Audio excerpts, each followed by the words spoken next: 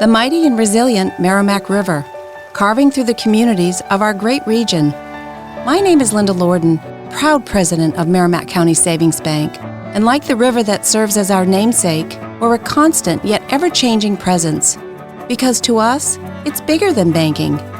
It's about powering communities and putting people first.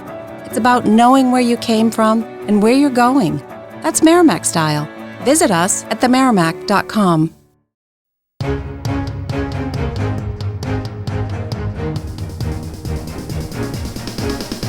This is the Washington Times front page for Tuesday, August 6th, 2024. Thanks for joining us.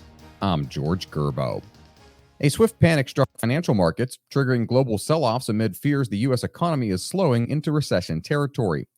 Dave Boyer reports Wall Street posted its second straight day of sharp losses after 7 months of relatively steady growth.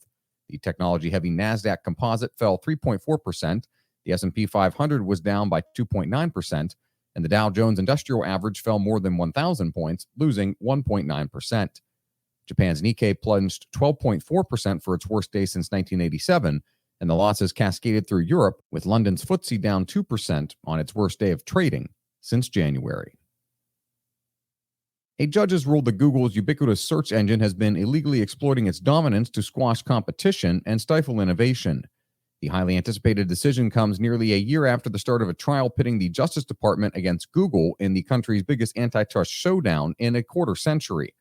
After reviewing reams of evidence that included testimony from top executives at Google, Microsoft, and Apple during last year's 10-week trial, the seismic decision could shake up the internet and hobble one of the world's best-known companies. It represents a major setback for Google and its parent Alphabet, which had steadfastly argued its popularity stemmed from consumers' overwhelming desire to use a search engine so good at what it does that it's become synonymous with looking things up online. The House Judiciary Committee says the Biden administration has caught and released at least 99 illegal immigrants whose identities match the terrorism watch list. Stephen Tynan reports the committee says they were caught by the Border Patrol along the southern border between 2021 and 2023 and were subsequently released as part of the Biden administration's more relaxed approach to immigration. Another 34 illegal immigrants flagged by the watch list were still being held as of June. The Department of Homeland Security is on a time crunch to recruit and train people ahead of the launch of President Biden's latest deportation amnesty.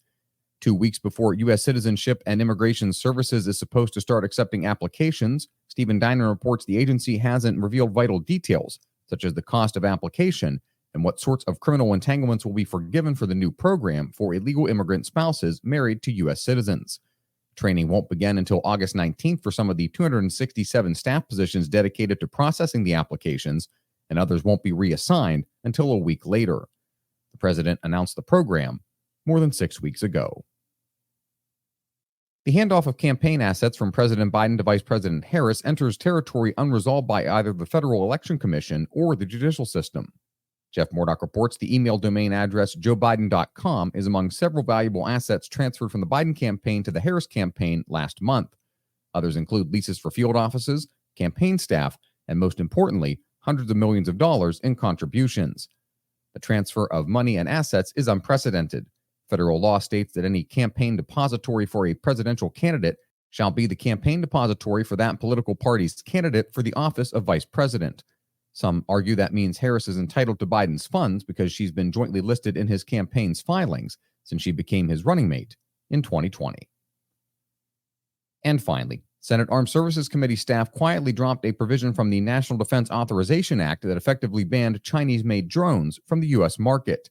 Mike Glenn reports American farm groups and others say an immediate prohibition would be disastrous for their operations. Farmers, public safety agencies, police departments, and others use Chinese-made devices and say the idea that the U.S. or allied countries could fill the gap in a short period is flatly unrealistic. Find all today's front page stories at WashingtonTimes.com/front page or on the Washington Times app, and find us wherever you get your podcasts. You can also find us on social media at Wash Times for breaking news, sports, commentary, and more. For the Washington Times, I'm George Gerbo.